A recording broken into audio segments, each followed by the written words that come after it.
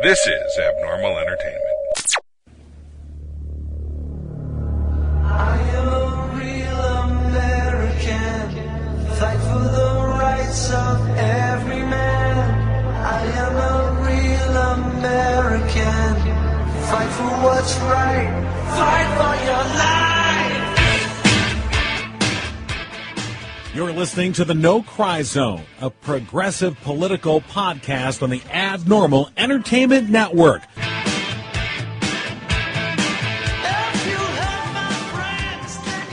And welcome to the No Cry Zone again. This time, I am also, again, for the first time, joined by John and Rob. But we're in the new part of the building. Well, this is the new old part of the... It's new to me. Vidro bunker. I don't remember anything from the past 6 months. Okay. I just forget things. That's how I go through my life now. Were you beamed up by an alien ship? No, or? it's just easier if you don't remember the past. Oh. Because you're like, this is all new. This is great. I love this. That's right. So we have a plan today. Yeah. Rob has brought up the notion that we focus on, I'll say it a couple times just to no. Maybe we should treat it like Voldemort. Yeah. Okay, we focus on the president. We focus on 45. Okay. Way too much. And so we are going to attempt to have an entire show devoted to local, state, and national politics and society in general without mentioning He who shall not be named. who ain't got no name. So, all right, we'll see how far we can do this. We are. All right. So can we set some ground rules? All right. We're going to attempt to not do any references to the man. So that means things like 45 would be out. You can talk about the office of the president, but not the president himself. So, we don't want to talk about anything that he who shall not be named has done or said or tweeted or... Anything like that. Okay, we're putting that to the side. Right. So, but if we're making a commentary on this is how the Supreme Court works in relation to the presidency, it would be any presidency. So Okay. except for George W. I don't know. I'm just making up things now. All right. So we're going to attempt to not say it. We will have a 10-second reprieve right this second if you want to get anything out of your system. 10, 9. No, we're going to do it. 8. Yes, we're good. 6, It does not revolve around 3, him. 2. Grace period. All right, everyone. Here goes nothing. You got to start out. You got to start out with Roseanne today. Yeah. I think, Rob, this is your plan. Yeah. Well, that was just my plan. This is your overall concept. You had the idea. This is just something that's been bugging me to give the ratings.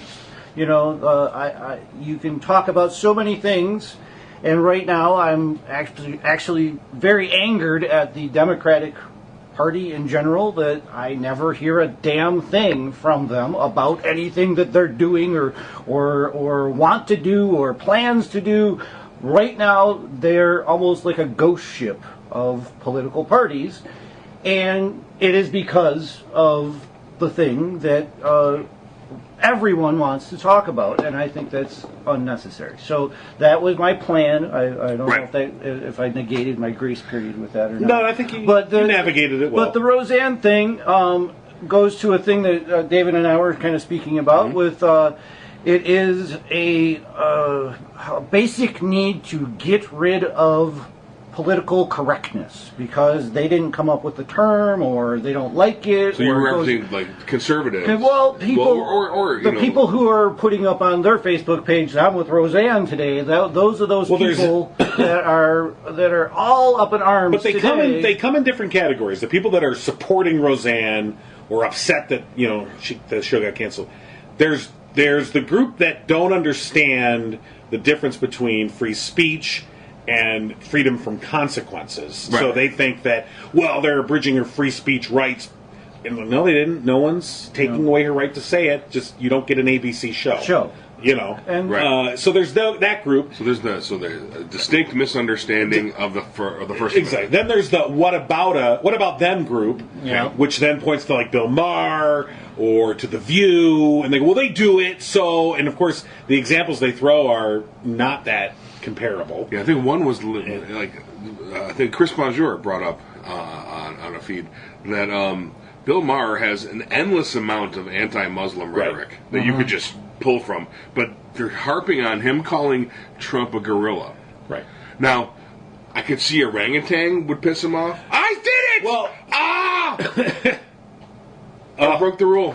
4 minutes. I broke the rule. But it doesn't count. It doesn't count. It doesn't count because I'm talking about Bill Maher. Go ahead, Bill Maher. We're moving on. We're moving on. Holy It's like I did it. It was it's like me. recovery. Yeah. You know, you first go in, and then the next thing you know, you're snorting a line up a hooker's ass again, and you don't know. I didn't know. I fell into it. You know, I fell into it. You know, a transvestite hooker. I It's just all right. I fell all right. in. Don't quit quitting. I'm not gonna quit quitting. I'm back on the bandwagon. Oh my God, that didn't take that long at all. I'm just happy it wasn't So, me. yes, shows like that are not. Well, John's got the other distinctive. So there was that. So there's that group, the what about them group, and then I think there's a third group. There's the out and out racists. Yeah. they're just the out and out. Yeah, she does look like a monkey, See, and you're but like, the holy tweet- shit. The tweet itself was overtly racist. Oh yeah, it Yeah. was the third rail of racism in that. That's the if she would have said anything even that would have been to me just as racist, but not Those words. explicitly those words. Right. She probably would have gotten away with it. There would have been a controversy and blah blah Oh, blah. yeah. But that's I know, especially in media. If you definitely want to never be on the radio, TV, newspaper, whatever, ever again, utter those words. Yeah, they are. that's like the template. They are the death penalty, and And this is just months after they were all upset about people saying, what's her name? Sanders had smoky eyes from all the lies. You know, that was their whole Right. big uproar that we were so bad. And you can't compare the two. Well- I mean, that's just, you can't, the words that are used. And the in this ironic tweet. part of that is the same people that were then going, oh, it's outrageous that she would make that joke about Sarah Huckabee Sanders. And now they're like, it's just a joke. Yeah. What's the big deal? Yeah, no big deal. Okay, shut up. It all comes back to the political correctness, though. Is they don't like that term. They don't understand it. They don't know why society wants it. And my whole big thing is that is just change that term. It's just common courtesy. Yes. If you're a racist, keep it to yourself and your buddies. Thank you. Don't put it on frickin' Twitter. If you don't like something the president has done, you don't have to. How many minutes in? I was thinking of Obama. I was Okay. actually thinking- I was actually thinking of Obama. All right. Loophole Rob. Right. I was speaking of the conservatives. Did you write any of this tax reform? Because you're really good at this.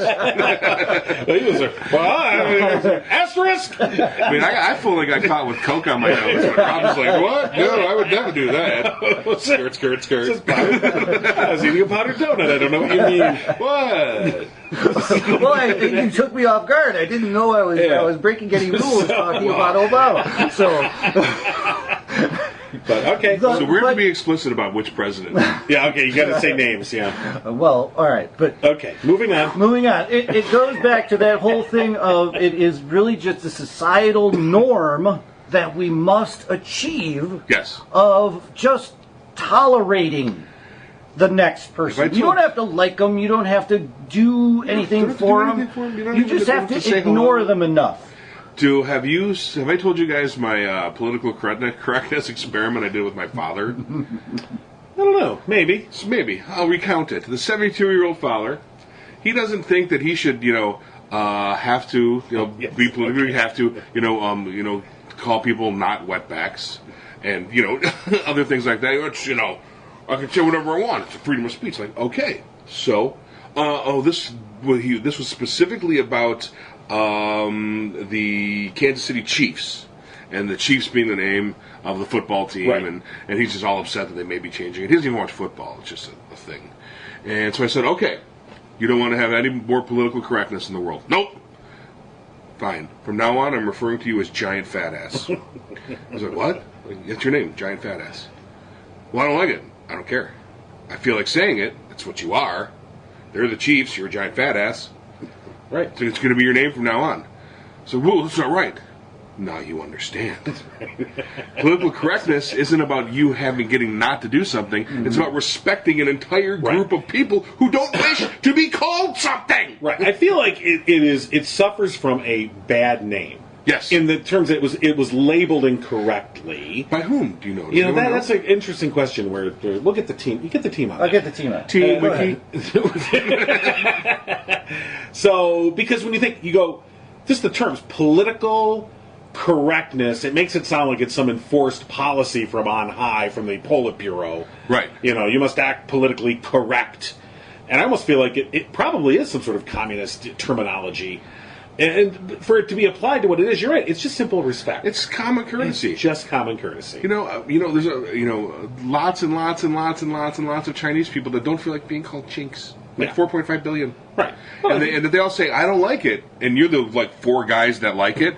You're the assholes. Right. Well, you know, it's like the Washington football team. Okay, the Redskins. All right. Now Yeah, this is I think that's the one. I think that's what I was talking right. about. Yeah, Redskins. Okay, which is a completely offensive term to any Native American. Certainly And is. I'm somebody that I have to report on sports, and occasionally that team's name will come. I refuse to say it. I only said it in this context just so you know what I was talking about, but Right. I find it highly offensive. I don't say it. I just say the Washington football team or Washington, whatever. I never mention the word. And because it was put to me like this, and I totally got it in an instant. It was, if you can't go up to somebody that's Native American and call them that, then you really shouldn't be using it. Right. So would you go up to a Native American and say, hey, Redskin? No. Wait a minute. Well, Some of us would. some of us would. Exactly. That's that third group that you're talking about. Right. So, And my dad. And again, it's once you put it in that context, you go, I get it. All right, Yeah. I get it. It's a respect term. It's disrespectful. All about respect. And so here's the thing. So people are always saying it's tradition. The Washington Right. Redskins are tradition. Right. Like, whose tradition? Were any of these Native American tribes consulted before you, white cracker man, named your football team? Well, and it's funny because the Washington organization, they have tried to craft some narrative that somehow this was acceptable to Native Americans. You're like, just shut the fuck up. Right, that's about as real as my Johnny Mellon seed story for which we won't get into in this regular broadcast. No. Maybe we'll do a special edition when the Melon Festival comes around. It's coming up in August. And I'll tell the Johnny Mellon seed story. All right, so has the team... the team, you were absolutely correct, John, and this could be why they all hate it so much, is it first appeared in 1793 Well. in a U.S. Supreme Court's judgment of a political lawsuit. Also went through other things in the 1800s, but then kind of fell off the charts until the 1970s, when U.S. feminist and other left-wing movements started using it in the 70s to basically try and rein in probably the racism, I would say. Or the misogyny, or anything. That was I mean, happening. and a worthy goal, but I think it was just misapplied. Yeah. It's just Yeah. it's not a good term. I think probably in the 70s it was probably a more or better received term than it is right now. Right. Because now we've had like 20 years of people adding crap to it that doesn't exist. Right. Because it does go too far. I mean, Oh, there yeah, yeah, is where it does impinge on... Real comedians, not Roseanne. Yeah, right. Well, not just comedians, but yes, comedians. I mean, I think Dennis Leary was the latest I saw that was talking about it. And Jerry Seinfeld has also talked about this, Yeah. that political correctness, such as it were, this overly sensitive nature. And see, the thing is conservatives listening to this would say, well, whoa. Why is it any different for Jerry Seinfeld or for any comedian who goes on a college campus and feels like they're being held to some other standard? And I think it's because it's imagined slights that don't really, no one's being slighted. Right. And so you can't talk, you can't talk about that at all. Well, why not? Yeah, there's a difference between political correctness and taboo. Right. And there's lots of, I think it's kind of mashed in people's minds together. Well, we just can't talk about that. It's not politically correct. Like, Right. No, that's a taboo. I mean, you don't talk about, I don't know. So I talk about here's everything. a subject that I think falls in a lot of comedians talk about rape. Okay, so comedians will. So, for instance, if they have So you go, yes, that's quite hilarious. Great. It's a funny rape joke. Right? But there are jokes in which the whole point of humor is to mock or highlight or otherwise shine a light on an issue in a way that makes you think about it differently, right? And you do that through humor, and so rape is this highly serious, very corrosive topic. But if anybody dares to go into that in terms of trying to not mock a rape survivor or not belittle them, but to just even talk about rape, that's where sometimes you get into that. You've crossed about. You can't talk about rape. Whoa. Right. Why not? Why can't we talk about rape? You should be able to have a discussion and maybe perhaps use humor in a way that can further that discussion forward. But to say you can't talk about it at all, you cannot make a joke about rape at all.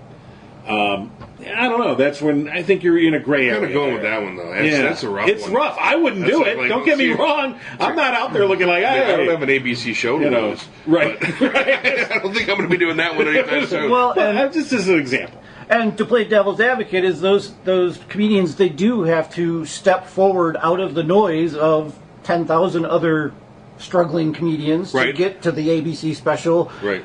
How did you do that? And they work up to the line and hope not to go over it. I mean, that is the nature of comedy since That's- as long as I can remember. George Carlin and all kinds of different That's the comedians nature of have it. done that. But she violently stepped over Right. it due to political ideology. That was the crotch grab at the national anthem version of a tweet. I mean, that's what she was really doing. Is she was thumbing her middle finger at political correctness. I mean, she was saying, "Screw you, political correctness." The woman who grabbed her crotch and spit on the ground while singing the national anthem is the conservatives' darling. And Right. you go, When the only thing that's inviolate to them, as far as political correctness is concerned, is the flag. right, and the national anthem. How dare you? How dare you kneel in Yeah. supplication, So, not on a boat with chains. Right. I don't know. Yeah, no, absolutely. It's all about the venue. Oh, I saw a great political cartoon. Had 3 panels in it. The first panel was, was basically it was a slave on his knees with a master behind him saying "Get up," and he's holding a whip. The second panel was some civil rights protesters sitting down at a lunch counter, and a burly Southern sheriff behind him going "Get up." And then the third panel was, of course, NFL player kneeling, and a bunch of conservative fans or whatever going "Get up." So there's These are linked. Right. This is a linked narrative. It's a thing. Now the what about them people will bring up when you talk about consequences. So ABC firing Roseanne, there was a consequence of her actions, her speech. So they're saying the same things. Well, now we got to fire all the football players, or all the football players that are protesting against what the company says is wrong. I'm like, well, see, we're apples and oranges here, guys. Yeah. First, the only people offended are you, fake offended, by someone who's not really disrespecting something you think they are. She fully offended someone, but it goes to the corporation too. HBO has not fired Bill Maher. Right. That's their prerogative. Yep. ABC didn't have to fire No, Roseanne they did Ginslet. not. It's their prerogative. they saw the writing on the wall and they made a preemptive move instead of dealing Right. with the loss of advertisers and boycotts and all the rest. They made a tough call putting that Yeah. show on to begin with.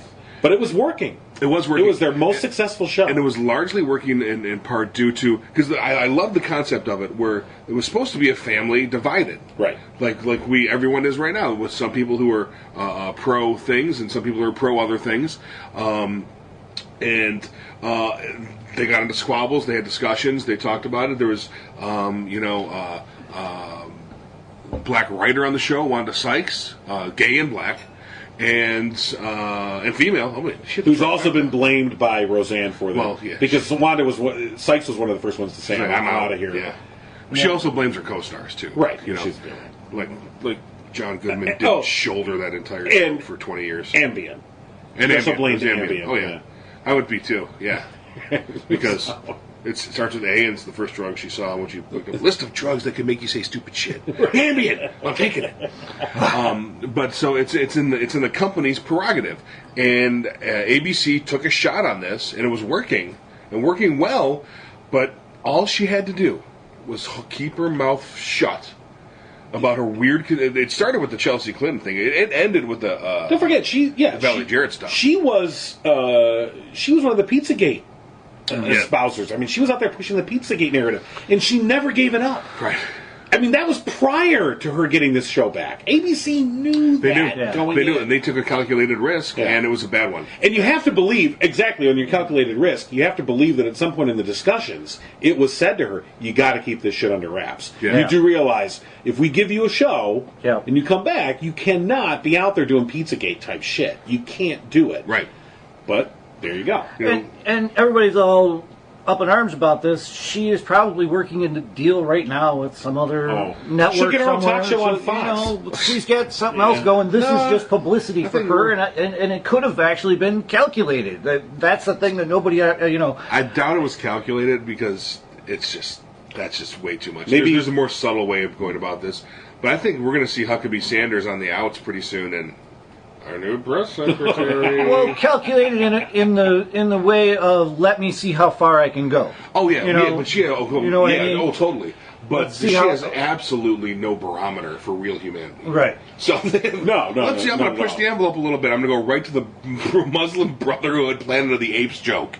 I'm going to hit him with Right. with Well, that one. no, It just get worse. She also was highly anti-Semitic, going after George Soros, making jokes about being the Holocaust. Jewish and anti-Semitic. You know, oddly, is the weirdest thing to me. it's hard to explain where that all comes from. But she was out there with it all. Chelsea Clinton had the best Twitter response to her. Which was? Because I like, must have missed it. she did the Chelsea Clinton is married to a Soros son. Right, and- right. and Yeah, part of right, that was- conspiracy. okay. And Chelsea Clinton, it was Chelsea Soros Clinton, and Chelsea Mm-hmm. Clinton came back like, well, my given middle name is Victoria Roseanne, but thank you, and I'm actually married to a man named whatever, and you have a great day. Yeah, and I'm sure the Soros nephews are fine individuals. Yeah. You know. But the father And that of just probably set her off. the father of her husband is a convicted. He's a convicted fraud. So I mean, all of this stuff is out there. Oh, Rob's going. yeah, He's going. yeah. He's rabbit hole. Her husband's father? Yeah,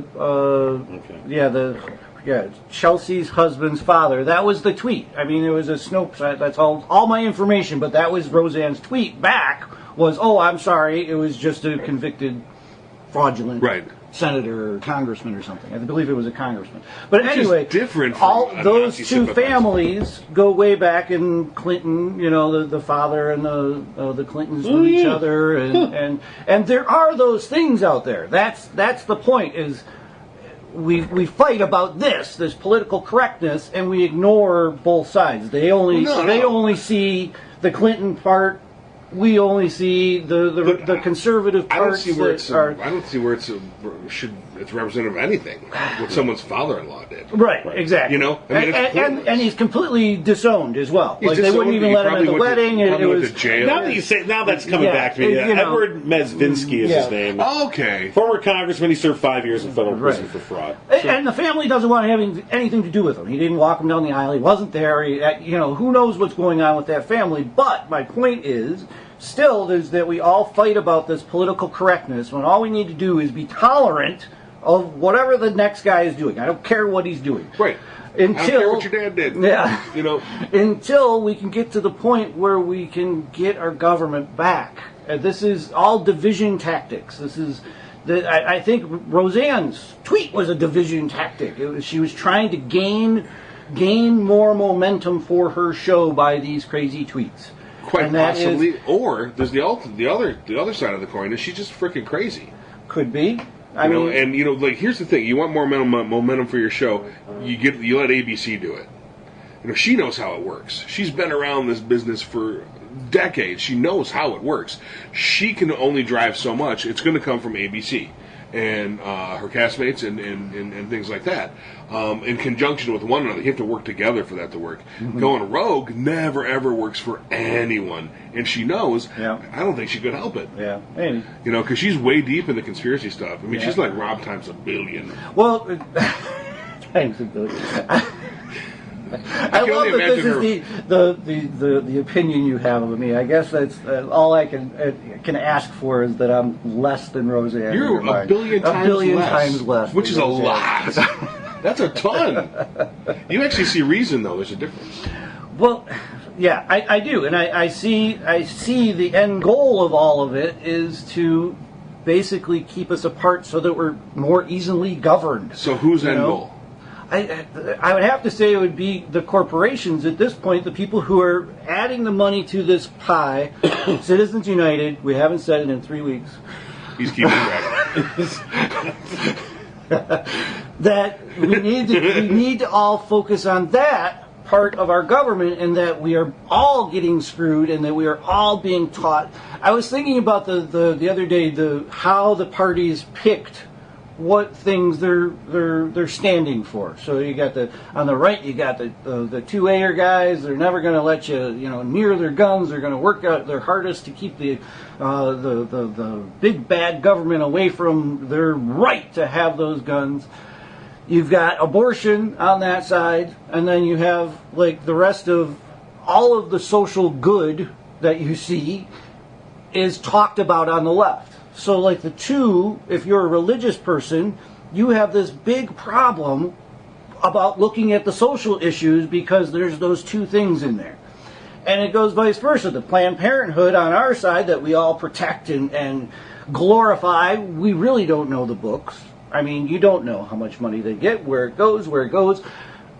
To anyone, I mean, we all assume, oh, this is great, but it could be a giant grift. It could be. It really could be. And that's what they're claiming. So my point is until we have transparency and actual representation in our government, we will never know. And we will continue to fight about political correctness or abortion or what the Clinton Foundation is doing or what Bill Gates is doing to schools, or all of these conspiracy theories that you're talking about are invented in our society to keep us from this one fact that we don't have a representative government. Our government is coming from the money that gets put into it. And that money says do these things, be on Planned Parenthood's side, or we don't give you money. So those people on that side say, oh, well, we better do that. They don't know. They didn't look into it. They're just stupid fucks up there in the House of Representatives that are like 2 hours out of every day have to go and beg for money.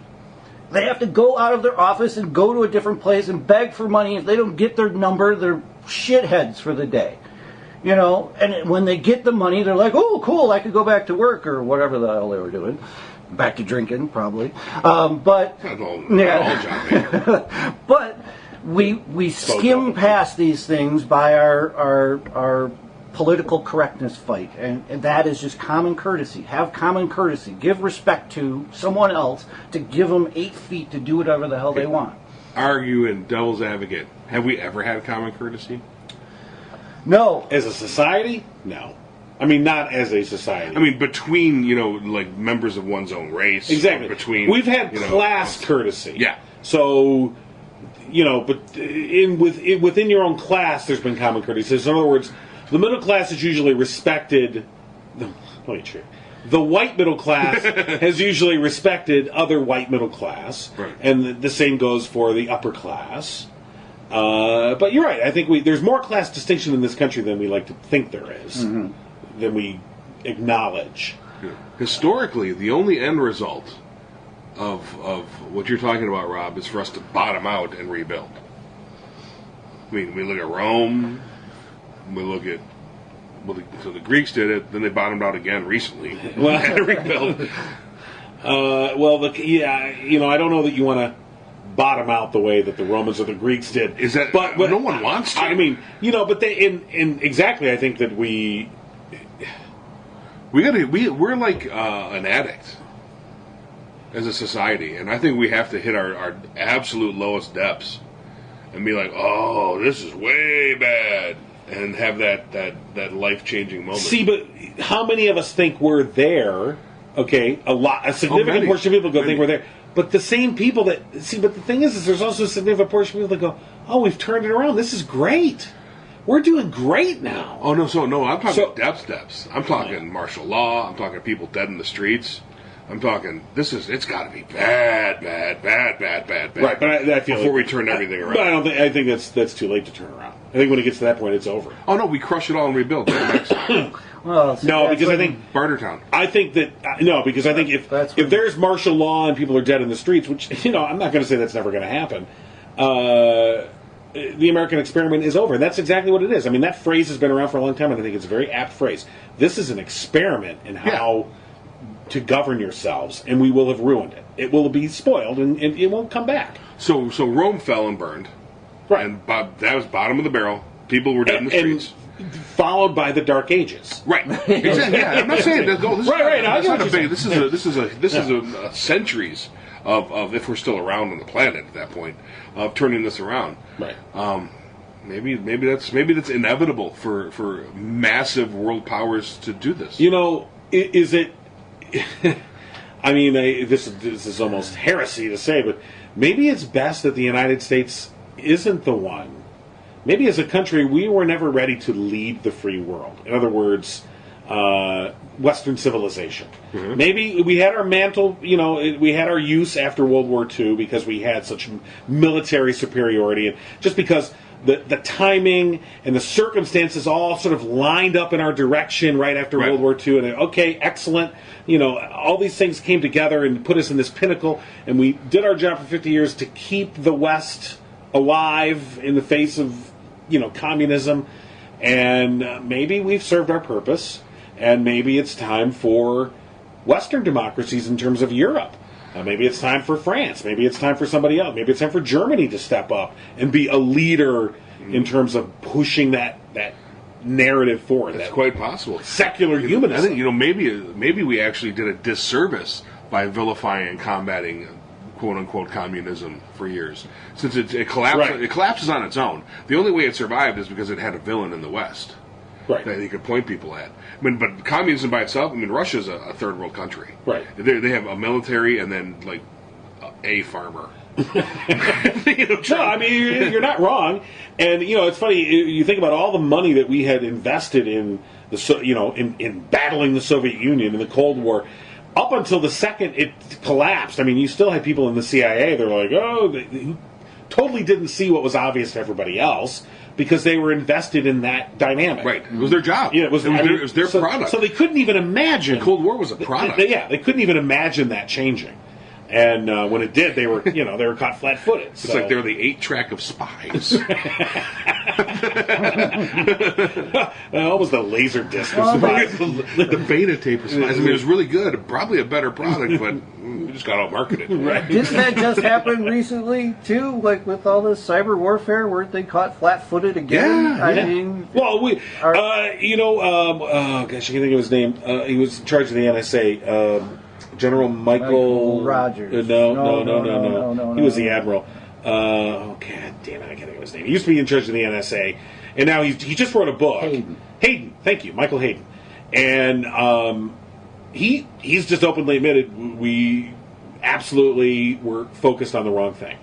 And the Russians we were focused on cyber warfare, like literally attacking systems, and didn't understand that the next level was information. Mm-hmm. It was information warfare, which the Russians, expertly have mastered. Well, and the thing is they've been mastering that for a long time, even predating communist Russia. The Russians were the whole elders of the protocols of the elders of Zion, this anti-Semitic tract that was put together by the Tsar's police as to try and destabilize the Jewish, largely Jewish resistance to Tsar rule. Mm-hmm. I mean, that was put together by the Tsar's secret police. And so the Russians have been in the game of information warfare for a long time. And, Michael Hayden, said we missed the boat on that. And we still don't get it. I mean, we haven't... Stop myself.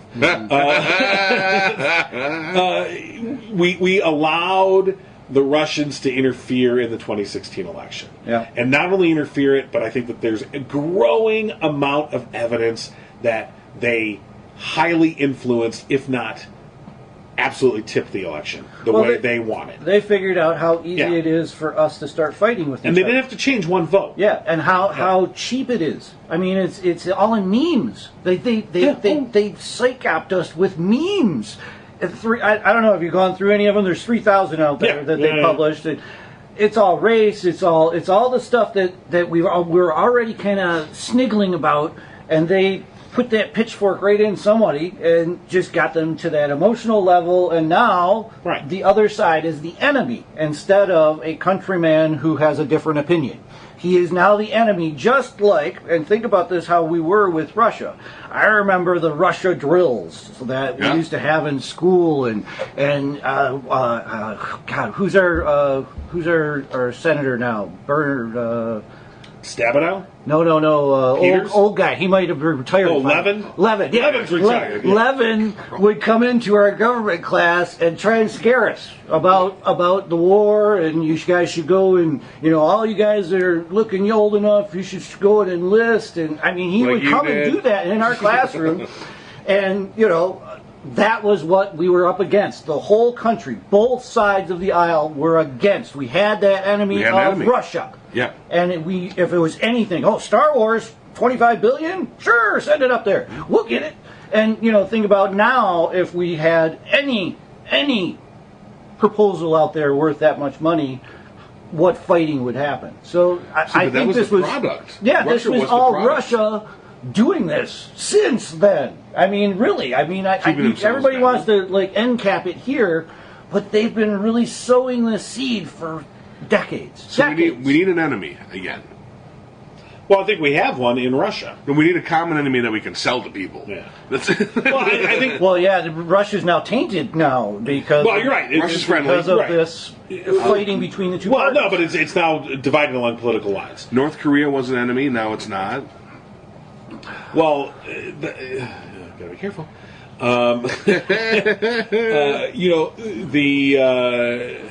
North Korea is still an enemy, and I think how the powerful amount of stupidity that is emanating out of our nation's capital, out of one particular address, for sure, on this topic especially, is astounding, and but it's not an enemy that. You're right, that doesn't galvanize society. I mean, communism represented something that you could galvanize society. You could galvanize Republicans and Democrats. And you're right, we don't have that, and that's not a bad thing. But you would like to think that, okay, maybe we've moved on. Maybe we've matured. Right. you brought up after the war that that was when we moved forward. Well, we had the momentum because all of the billionaire corporations were on our side. We're on government side. They saw that and government was like, oh well, yeah, we can have a great partnership. That's what they were thinking. It was all innocent at first, and they would turn over their keys to their factory and redo their line to run bombers or make bombs or rifles or whatever it was that we needed. That powerful kind of conglomeration between the two took us to that stage of world power. There really was no other society that was doing it so well, that was doing it without ripping it out of the hands of one or the other. And sooner or later, business decided they didn't need government anymore. They had conquered the world, and the borders were down, and the tariffs were off, and the laws were being written in their favor because of their lobbyists being in there. And it's time. I disagree in the sense of this. I know what you're saying, and I think it's not that business decided they didn't need the government anymore. Business decided they didn't need to partner with government anymore. They'll just run government. Right. We'll just co-opt it and make it work for us. It's too fucking long and drawn out to partner with these idiots. We'll just co-opt it and make it do our bidding. Right. I guess that's what I Yeah. was trying to say, and much better that you said it that way. He's a professional. I know, he does this all the time.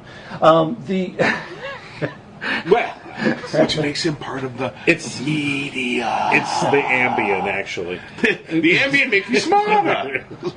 Imagine But- what she would have said without Ambien. But people forgot what the government was there for. Right. That was to protect the peoples of the country that the corporations were basically making their money from and spreading it around the world, which was a good thing at one point, but we've separated so far due to these false narratives. But the viral, virulent concept that has been allowed to fester is that all government is bad. Yes. I mean, and that has festered now for 50, 60 years. Yeah. Except the government you need. You know, exactly, except when you need it.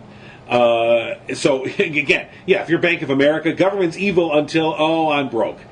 Hey, government, how you doing? Or your Chrysler. You know, Or, I mean, on and on. But in terms of the popular notion of all government is bad. All taxes are bad. Right. All of them. Right. And every last one. one Even of the them is sidewalk bad. taxes. You know, you go, yeah. Even the cop taxes. I mean, so people now, what we have now, and we see this in Michigan, but we also see this around the country. You know, this complete breakdown and distrust of government, which I think has largely been fostered. It didn't just happen. Sure. Right. It's been It's a narrative. incubated and put out there. Sure. To the corporation's benefit. I mean, the power right now is skewed all the way to the corporation's side. And I mean, they've achieved peoplehood, so they get all the rights under the Constitution. They have all the money, and so all the power is in there. The scale is not even close. It's completely tipped on their side. Right. And you can't get anybody to understand that. Right. I mean, and because of all the stuff that happens on our daily basis, I mean, I'm sure no one even understood that the FHA guy who got fired for giving all of the loans, fraudulent loans to the big banks, who, after getting caught, opened up a place to, tell those same corporations how not to pay back the government or pay back as little as possible, is now looking to be the head of that same organization again. No one knows that because that's not what we're taught to fight about. We're not taught to fight. I mean, that government is us. I mean, that is who you are. It is your only representation you have in this world against those powerful interests. So do you think it wasn't a concerted effort to make government the bad guy? It's just a default when we ran out of bad guys? You look inward at that point. So when you're bored, your kids fight, right? They're hanging out with each other. There's nothing else going on. There's no common enemy. They'll just get into a fight because that's what they do. They get on each other's nerves. So after World War II, there's no bad guy. Korea didn't go well. Vietnam didn't go well. And so what do we got left? Well, shoot, the only other thing that we all have in common is this government. That must be bad. Well, I think the distrust of government began with Vietnam. I mean, I think the large, Vietnam into Watergate. That's when I think the notion that your president could lie to you was broken. Ironically, you didn't. It's there.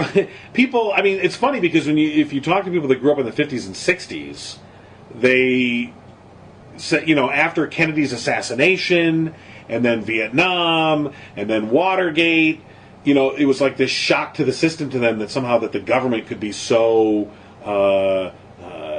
devious, exactly, and work against their interests, but that a president could lie to you, but you didn't have to go back that much farther where it was just assumed the presidents were lying to you. I mean, if you went back into the 19th century, right? That wasn't. The presidents don't lie. Well, of course they do. So it's just an interesting thing that how America changed in the 20th century. Yep. How we entered the 20th century, how we peaked mid-20th century, and then how we've slowly declined and we were so high up.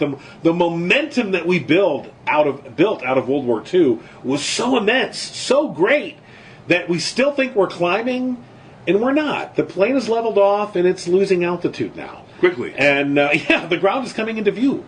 And so I think we squandered a narrative. This is going to sound callous, but squandered a narrative from 9/11, where there was another common enemy, and the whole world was behind us. And then we made the stupid mistake of getting greedy, right, and going for something that wasn't us. Well, instead of sticking to the plan, I mean, Junior didn't listen to Dad. All you had to do is look at what Dad's the original Gulf War. his goal was get Iraq out of Kuwait. End of story. That was our goal. And he could have, and he kicked the shit out of the Iraqi army, and he could have gone on to Baghdad, and he was given that choice, and he had to think about it, and he said, "Nah, I don't need to go to Baghdad. We don't need regime change. Who wants that? The bucket devil of you know." snakes." Right, and fuck it. And so we've achieved our goal. We're done here. Leave. Victory. Let's go. Okay? We've won. Let's go. Junior didn't get it. Junior, wanted to show up dad. I mean, really, honestly, a lot There's of one that. difference that you're overlooking is Cheney there with Halliburton. Yeah, well. And Halliburton is still there. Well, and still don't forget, there to this day. Cheney was in both administrations. Cheney was the defense secretary in 41's administration, and he was one of the people saying, "Go to Baghdad, go all the way," and he was overruled. Yep.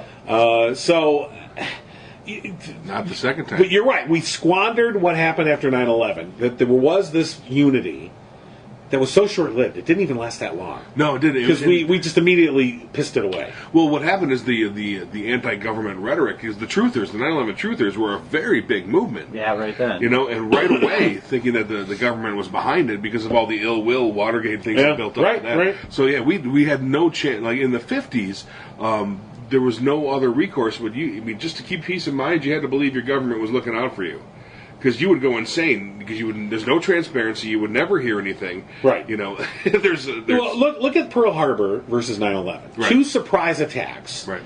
Now, Pearl Harbor, what happened after Pearl Harbor? The nation immediately, like the next day, you had people lining up around the corner at recruiting offices. Like, that's it, we were attacked, go to war.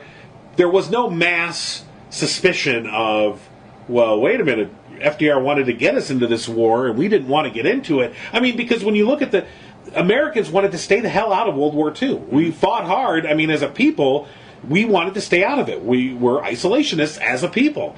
And FDR was trying to slowly get people to understand that, fascism was this global threat. But right after Pearl Harbor changed it immediately overnight. People like Lindbergh, who was a big isolationist, who had a lot of power, they're very popular, they were immediately sidelined. Immediately. Boom, you're done. End of story. We're out. It was just clear, like, we were attacked, we now must go and fight this common enemy, and that narrative was done. Now, ironically, there's been a lot of historical research about how much did the U.S. government know about the Japanese intentions. Did Winston Churchill know about Pearl Harbor, or that the Japanese were looking to destroy the U.S. fleet, and maybe he forgot to send a message because he needed the U.S. into the war as soon as possible? Okay, but that was after the fact. I'm just talking about the popular perception at the time. There was no doubt. Mm-hmm. There was no doubt. We were attacked. We go support our government. Fast forward, 60 years. And you're right. Immediately, the truthers were almost immediately out there sowing and reaping, really, the seeds of doubt that had been. So there was still a large contingent of people that were like, we were attacked, go enlist because we're going to war at some point. Now, choosing Iraq as the place to fight, that's when the huge divisions started to crop up, because thinking people knew that there was really no Iraqis on those planes. Right. And this is the difference. The Japanese came in as a nation declaring war on the United States. A full nation, whole nation with a war machine. And this was a group of, in 9/11, of just people Al-Qaeda, ideological. Al-Qaeda had declared war. Not as a nation, though. Right. But they wanted to be a nation. Right. They had declared war several years before, and no one paid attention to them. Right. So all right. You'll pay attention to us sooner or later. Right. But you're right. There was no nation state to attack. It was so new and different. And Afghanistan represented. I mean, Afghanistan was just where Al Qaeda was based. It wasn't even their country. They were there as guests of the Taliban. And, the military's like, there's nothing to fucking blow up in Afghanistan. Right. Russia had already screwed up Afghanistan to the point of ridiculousness. So, right. So, but the larger point, though, is, and I think that the distrust of government had grown to the point where it was very easy to sow that discord. Yes. And the Russians, 15 years later after 9/11, had no problem further sowing discord amongst the American populace. And it's been a highly successful operation. I mean, Yeah. it's continuing now.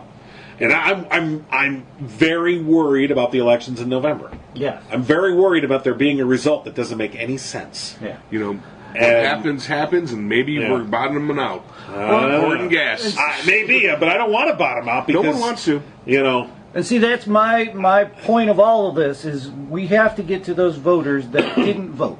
We can't get to the guys on the other side. I mean, you can have your tolerance for them and your daily interactions in Right. life. You can try and talk to them. You can try and calm them down when you can. That's still not going to change their vote. Who we have to be working towards are the people who have just given up on government, and those people Yeah. want to hear that we're trying to shape it up, that transparency is going to be a big thing, that people are going to go away in fucking handcuffs. That's what we need to see to make this turn around, David. That Yeah. it doesn't. We don't have But to. we're not We don't gonna. have to See, crush a society well- to do it. We just have to. Oh, I'm saying we have to crush it. come up from the middle to say those things are bad, and we are going to put you in jail See, for doing one of the them. biggest And mistakes- That's what they. I'm That's just what they saying- don't fear now. I'm not saying that that's not a good plan. I'm just saying that it's never happened before. Never happened before. and look, when I think one of the biggest mistakes of the Obama administration was not prosecuting the banks, Yeah. individuals who led to the recession, who were clearly con men, who clearly were lying, who clearly were putting forth fraudulent schemes, and clearly could have been criminally charged and were not. That was a huge mistake. I think it was. Because you're right, people needed to see, there needed to be some repercussion, Yeah. some sort of consequence, and there wasn't. Like canceling their shows. That's different. Now people are mad. You're talking about the Netflix effect. Look, it's their freedom of greed. That's like the 47th Amendment. So, oh my God. So okay, we're talking about voters and reaching those voters. What about Bernie's declaration of winning a nomination, Oh. turning down a nomination? This is stuff he's done before. And now people are paying attention to it. Right. What's your take, former Bernie Bros?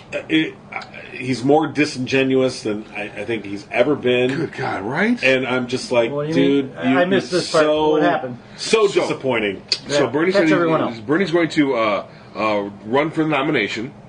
If he wins the nomination, he will not take the nomination, so he can run as an independent. Right. He's floated this out there as a possibility. He himself, Yeah. And kind of like how he does it at home in Vermont.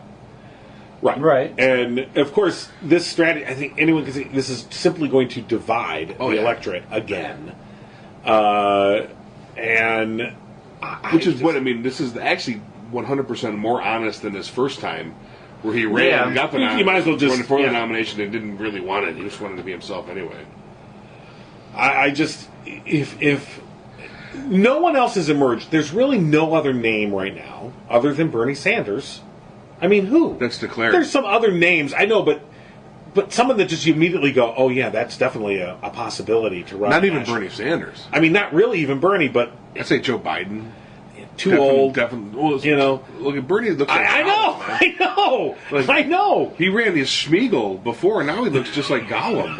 And what did was he had a coherent Schmiegel plan Gollum. of what he was going to do. He made it simple, and that's why he got all the energy that he got. Right. You know, that was the whole thing. Why everybody jumped on board was you don't hear shit from the Democrats in such concise language like that.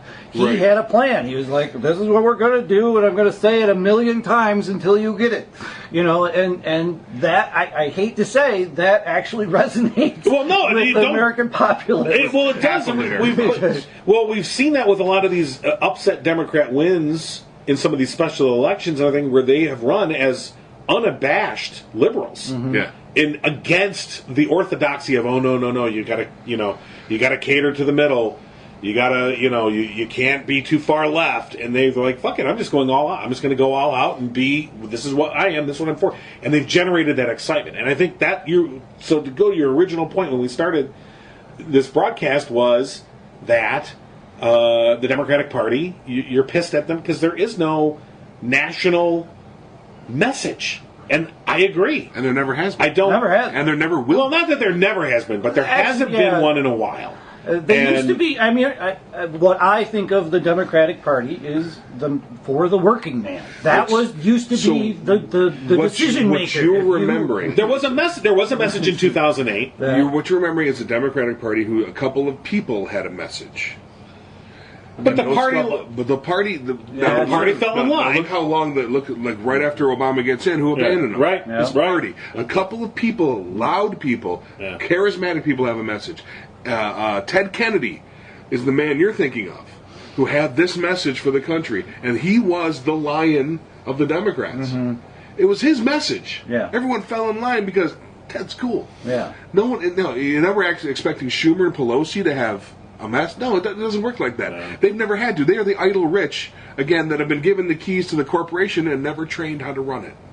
They're those boomers. Now, no one told us how to lead. Oh, shit. And they don't really have to because the money just falls in their lap. Exactly. You know? Exactly. You know, So, they send out their army. The Democrats for years have been led by firebrands. Obama was a firebrand. I think Bill Clinton was a firebrand. Ted Kennedy kept everything together for the length of his John life. Kerry was... Well, John Kerry. John Kerry? But why the long face, John Kerry? Well, I'm not a firebrand. That's his issue. in his own way, I think Al Gore, Al could Gore say, was a is now a firebrand. firebrand. He is now. Right. I think if you look back, if you look back in 2000, I think he's the first to have Hillary said, Clinton, no firebrand. Yeah. Bernie Sanders, no firebrand. They're too divisive.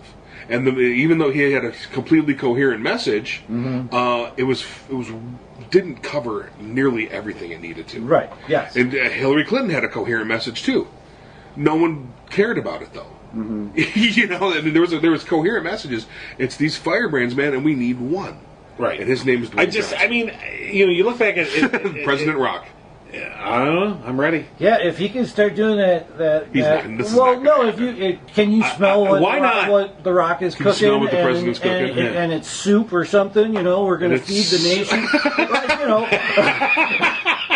we're going to feed the nation. We're going to educate you. We're going to give you a job. I mean, isn't that what our message should be? It should Isn't be. that what it should be? It should be, and that's- it's that's- just that easy. That's what we assumed the Democratic message was. Right. But it only was. Maybe It was it a was. couple. A couple of people had it. That was Yep. the message. That was a Ted And Kennedy see, message. I think that the issue of healthcare is something that can be utilized. Yeah.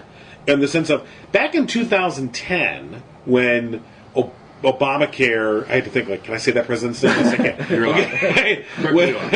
when Obamacare was vehemently opposed by the Tea Partiers and it's socialized medicine and oh my god, And some Democrats. and some Democrats, absolutely, and a lot more Democrats that should have did, and but now that it was able to become implemented and people began to experience it, and they're sort of like, oh, I like this, Right. Yeah. Oh, okay. Yeah. So now, there's an issue where I think the Democrats have failed to pick up on. Because there's no one picking it up. Right. He picked it up from Ted Kennedy. And the thing is that the next coherent step is to go to universal health care. Yeah. That's the next thing, is to say, all right, we got this half measure through because it's all we could get through at the time. And now you've got a taste of it. How's it taste? I like the taste. Okay, good. Now let's have a whole fucking meal. You know what we need? And then we need to go to universal health care. Another Kennedy. We do. I don't mind. See, I don't mind giants. Like what do you call them? Oh God, emperorships, kingdoms. What do they call those? Empires? No, I'm a loser. But when there's a lot of the same person, the same family, running Oligarchies? something. That too. Yeah. I mean, well, not really that. But I don't mind the name Kennedy. So far, all the Kennedys, besides Chappaquiddick that I've seen, have done an okay job. A couple of them were kind of truncated before they could actually. They've had their flaws as human beings. They have, yes. Okay, and that's... But if we're talking about Yeah. human flaws, we are. Be careful. No Kennedy can compete with the modern times. Right. Well, and it's trickled all the way down through. Like we got now the immigration bus down in Georgia hanging out, just waiting to fill them up to get all those illegals out. And It's just the new enemy. Well, there's our new enemy. Yeah. Illegal immigrants. Good point. Yeah. Excellent point. Yep. And And legal immigrants. Now we have... and people who speak Spanish. And now we have this... Oh, God. now we have this. So that's probably a good transition to go to the next topic. The next big thing that's going on is this policy of separating parents from their children when they cross the border. And of course, the Republicans And losing them. and then sorry, we've lost a few. The Republicans have tried to portray this wrongly as, oh well, the law requires us to. No, it doesn't. This is a policy change. Okay, Right. and so this policy change that came in with the current people in charge, has led to a situation in which we are acting in a manner that is not in line with an enlightened nation. We are acting like a third world country when we do this. Yep. To separate parents from their children We're acting like is Russia. ridiculous. I mean, we really are. Yeah, literally, We're acting we like do. a dictatorial, an absolutely dictatorship. But just beyond, I think, what But America it's a should stand policy. for. And the weird part And- is it's just a policy change. and people are cheering it. That's the Some people are cheering it, which Same is people that want the right to call someone a wetback. exactly. I know it's utilizing that same The other. dynamic. Philip other. Zimbardo did a huge. I haven't talked about the Stanford prison experiment in at least 6 months, where we discovered how easy it is to make someone the other. Yep. And it's so simple. It's very simple. It's basic psychology, and people fall in line with it because they're afraid. I mean, there's people that live in the belly of the beast here who have probably never seen a real Mexican ever in their entire lives, afraid of illegal immigrant criminal gangs coming up here into the Tucky. Right. Well, taking now, their stuff. see, I want to make a point, but I can't without breaking our rule.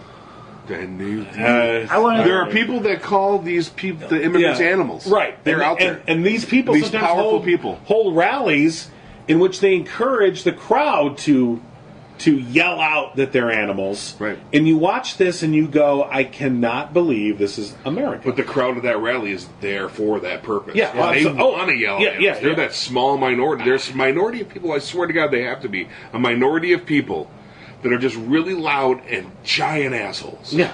Yeah, I mean, Clearly. if you want to talk about a common enemy, it would be that minority. I mean, Yeah. that is, if you look back through history, Tiki torch those bearing are, bastards. it's that minority of people that as it grows and they drown out the other messages and they drown out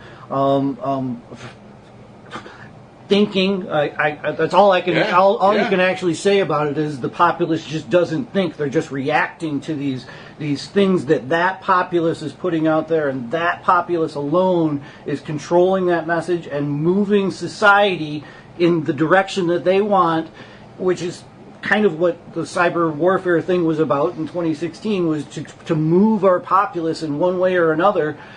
And what that allows is to take over a larger number. You know what I mean? Is the Yeah. larger number really doesn't believe in all of that. I don't think the but end if they result is have that. the message, if that's all that's getting reported, if that's what they have people scared about in Howell, Michigan, is the MS-13 gang coming here and taking over town, if that is what those people are scared about, they are the real enemy, because those are fictional things. Right. And if those are the problems that you're trying to solve, there are better methods for doing that. Increasing your police force, increasing lighting in your town, increasing taxes. your taxes in your town, putting up more. I want to say restrictions, but it's really just a framework of what type of houses are going to be in your Arming town. teachers. Yeah. What's that? Thought I'd throw that one out there. Well, but I think the whole thing about going after the MS-13 gang members is a tactic to conflate them with all immigrants, Right. legal or otherwise. Well, in the case- and Just they're like- all the same. just- They're all the same. Exactly like the That's Jews. what they want. Exactly. Well, exactly. Yeah. It is the concept of the other. They're all the other, and they're all the same. And it doesn't matter whether it's a mother and her child, or it's an actual gang member. Because look, these gang members, no one wants them here. And if they've committed any kind of crime, like goodbye, get them out of here. The No Obama one's going to administration argue. Deported more people than any other. And you give them facts like that, and they that just goes in It one just ear or blows the off. other. Yeah, they don't. I mean, but wanna hear it. this goes back to the campaign with the rapists and murderers. You know, it's a very easy enemy because they can't fight back. They don't have a voice. This isn't a court where they can put up their own defense. Right. You know, so it's been used for years. This is nothing new. Native Americans, when people first came over, they were portrayed as the awful enemy. When they were just like, we don't even have a word for private ownership in our language. I mean, Right. hi, Yeah, that was everything that was belongs savage. to everyone, including you. Oh, you'll regret welcoming us. Here's some blankets. Here are some blankets. Right. And you know what? I haven't really ruined your reputation yet either. These guys scalp white people. And if you want to think about how, what a conservative is that's what they want. Is they want that wild, wild west again when they can go out and just boom.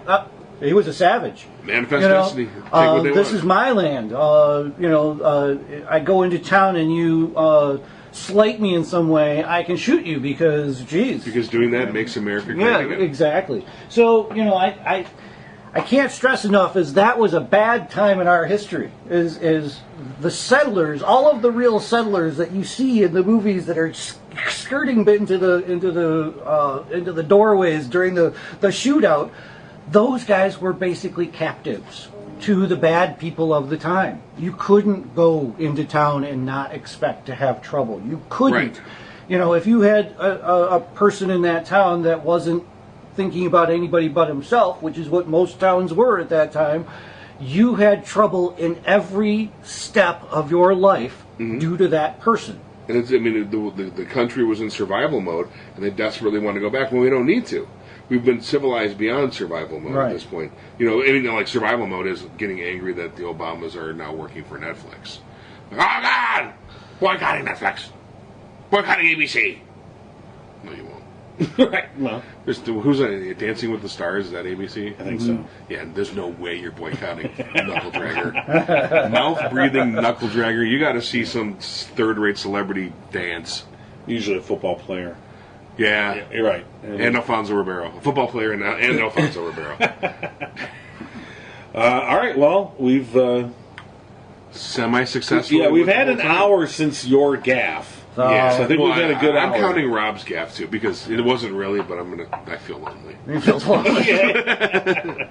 then you almost you're a couple I times. almost You came did, but I kept You walked it by the together. liquor store and got the sweats. I guess this is the real question, though, after our experiment, is do you feel better? No, I feel just as horrible as before. No, I kind of feel better that I didn't talk about it for an hour. Oh no, man. That's fine. I'm not talking about that douchebag. Talk about who? Him. Exactly. I made it. You ain't got no name. Now I'm really in the club, David.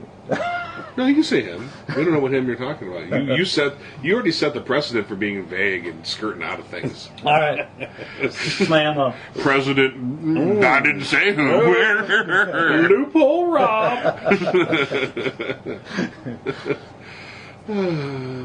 Fuck Roseanne. You're a lot of fun, and all I can say is, poke me with a fork, I think I'm done. Bye. This song is called Baby Don't You Cry.